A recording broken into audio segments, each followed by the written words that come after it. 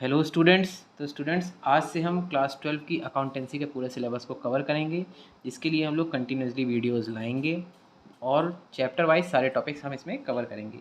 आज अपनी first video में हम लोग स्टार्ट करने जा रहे हैं पार्टनरशिप अकाउंटेंसी का चैप्टर 1, जो कि है पार्टनरशिप फंडामेंटल्स। तो चलिए आज हम लोग पढ़ेंगे पार्टनरशिप फंडामेंटल्स में इंट्रोडक्शन ऑफ पार्टनरशिप, यानी कि पार्टनरशिप क्या होती है और उसके बेसिक्स यानी फंडामेंटल्स के बारे में हमारे लिए क्या समझना ज़रूरी है। सबसे पहली चीज़ आती है बच्चों डेफिनेशन ऑफ पार्टनरशिप की पार्टनरशिप क्या है। तो as per section 4 of Indian partnership act 1932, यानी कि सेक्शन 4 इंडियन पार्टनरशिप एक्ट 1932 यानी कि इंडियन पार्टनरशिप एक्ट 1932 के सेक्शन 4 में हमें पार्टनरशिप की डेफिनेशन बताई गई है। और वो क्या बताई गई है, उसमें बताया गया है कि partnership is the relation between persons who have agreed to share the profits of a business carried on by all or any one of them acting for all. यानी कि पहली चीज़ पार्टनरशिप रिलेशन होता है बिटवीन पर्सन्स, कुछ persons के बीच में, who have agreed to share the profits of business, जो कि जिन्होंने एसेंशियली ये चीज़ बहुत इंपॉर्टेंट है कि उन्होंने अग्री किया हुआ हो कि वो बिजनेस के प्रॉफिट्स को शेयर करेंगे।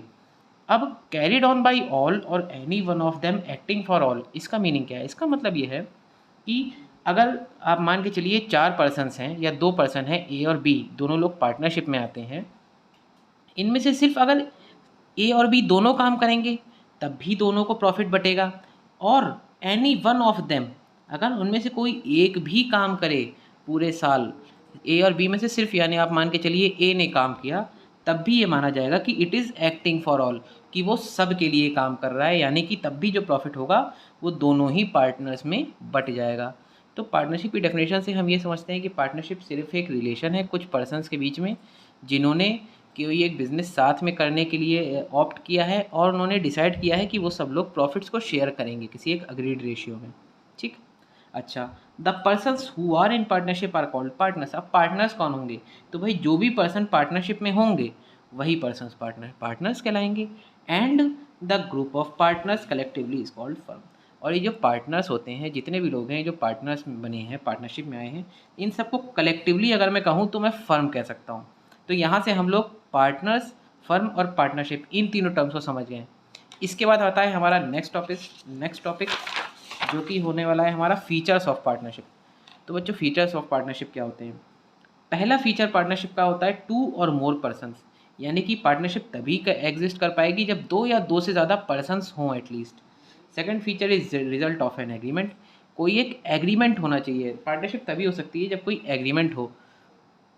अब वो एग्रीमेंट ओरल या फिर रिटन कोई भी हो सकता है, इससे कोई फ़र्क नहीं पड़ता।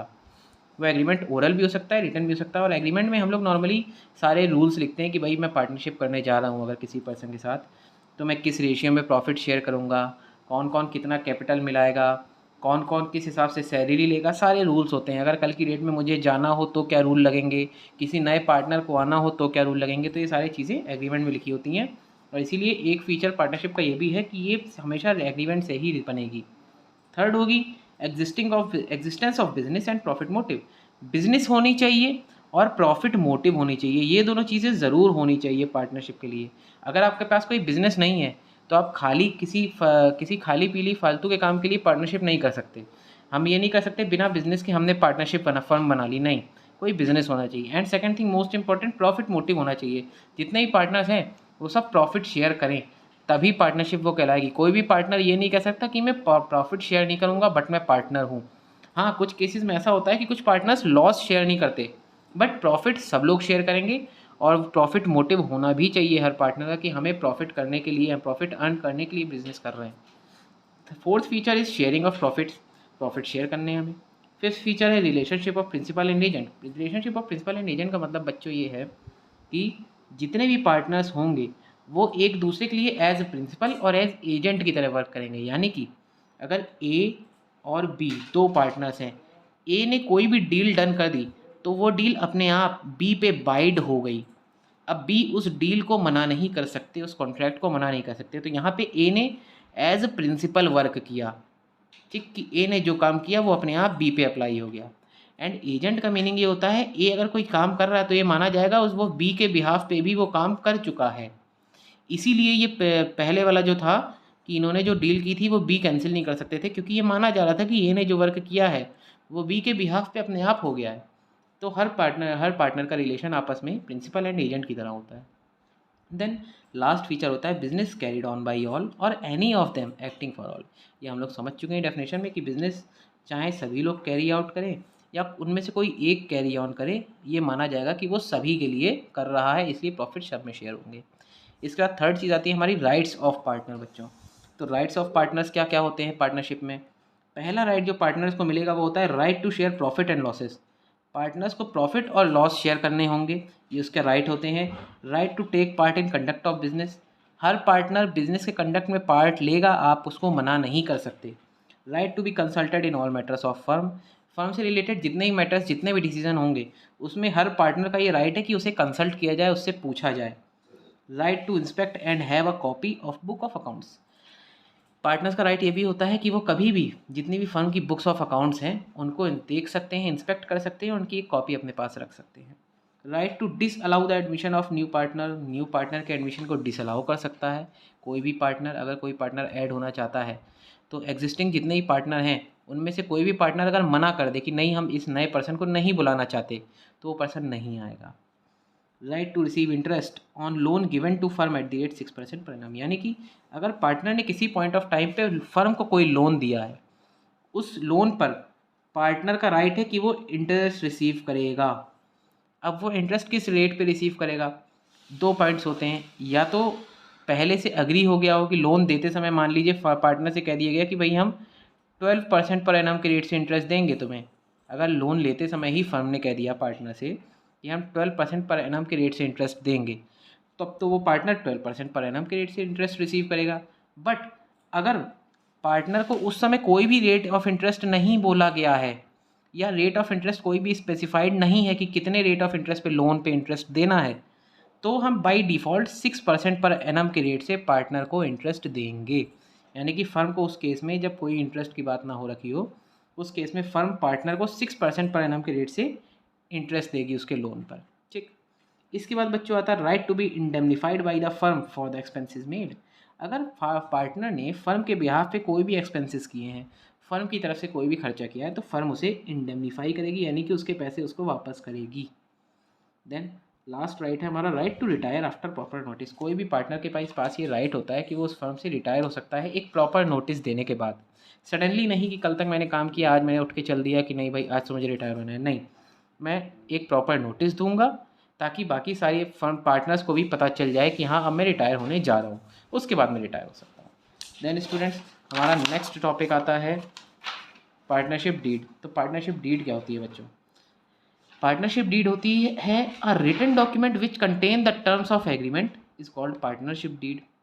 एक डॉक्यूमेंट होता है, कोई भी डॉक्यूमेंट जिसमें मैं उस एग्रीमेंट के टर्म्स लिख लूँ, यानी कि मैं जो पार्टनरशिप करने जा रहा हूँ उसमें जो भी रूल्स रखने हैं मुझे, जो भी रूल्स एंड रेगुलेशंस रहेंगे, जो भी टर्म्स एंड कंडीशंस रहेंगी, उन टर्म्स एंड कंडीशंस को मैं जिस डॉक्यूमेंट में भी लिख दूंगा वो डॉक्यूमेंट मेरी कहला जाएगी पार्टनरशिप डीड। अच्छा, पार्टनरशिप डीड को हम लोग आर्टिकल्स ऑफ पार्टनरशिप भी बोलते हैं। अब बात आती है कि भाई पार्टनरशिप डीड में क्या क्या चीज़ें होती हैं।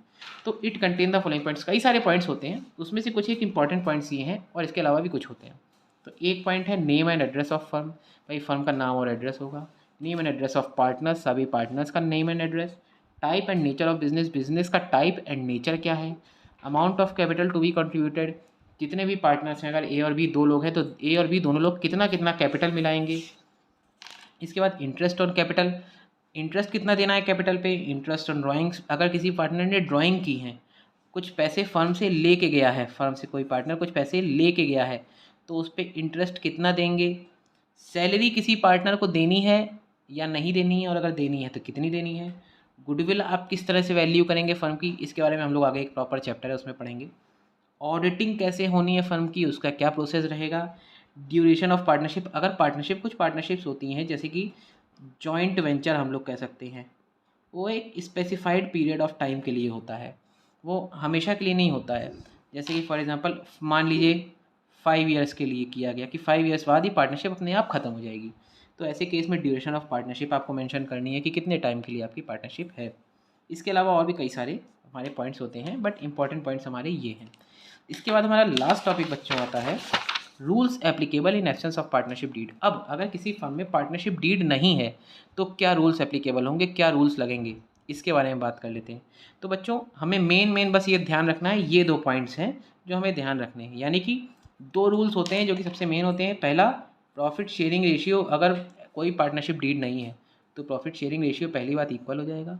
और दूसरा rule, interest on partners loan 6% per annum पे आपको देना होगा, फर्म को देना होगा। यानी कि पहला रूल हो गया, प्रॉफिट शेयरिंग रेशियो जो है वो 1:1 का हो जाएगा अगर 2 पार्टनर हैं, 3 है तो 1:1:1, 4 है तो 1:1:1, यानी कि जितने भी पार्टनर्स हैं सब इक्वली प्रॉफिट शेयर कर लेंगे, पहली बात। दूसरा रूल, पार्टनर ने अगर कोई लोन दिया है फर्म को, टू द फर्म, तो उसको फर्म 6% पर एनम के रेट से इंटरेस्ट पे करेगी। सिर्फ ये 2 रूल्स होते हैं जो एप्लीकेबल होते हैं पार्टनरशिप डीड में। इसके अलावा इंटरेस्ट ऑन कैपिटल नहीं दिया जाएगा, इंटरेस्ट ऑन ड्राइंग्स नहीं दी जाएंगी, कोई भी सैलरी नहीं जाएगी, कोई भी पार्टनर एडमिट नहीं हो सकता without consent of all existing partners. जितने भी पार्टनर्स हैं एग्जिस्टिंग, उनकी मर्ज़ी के बगैर कोई पार्टनर एडमिट नहीं हो सकता है। मान के चलिए अगर 14 पार्टनर्स हैं, इनमें से 13 अग्री कर गए एंड एक पार्टनर है जो डिसअग्री कर रहा है, तो वो जो न्यू पर्सन आप ऐड करना चाह रहे थे ना, अब वो ऐड नहीं हो पाएगा। तो बच्चों ये थे रूल्स जो कि एप्लीकेबल होते हैं अगर पार्टनरशिप डीड फर्म के पास नहीं है। तो बच्चों ये था इंट्रोडक्शन हमारी पार्टनरशिप फर्म का, पार्टनरशिप के फंडामेंटल्स क्या क्या हैं। आई होप आपको अच्छे से समझ में आ रहे होंगे। नेक्स्ट वीडियो हम लाएंगे, इसके आगे डिस्कस करेंगे इस चैप्टर के नेक्स्ट टॉपिक्स और लगाएंगे उसके क्वेश्चंस। तो बच्चों तब तक के लिए आप देखते रहिए वीडियो, और कल हम ले आएंगे आपके लिए इस चैप्टर के आगे की नेक्स्ट वीडियो। तब तक के लिए all the best and study well बच्चों।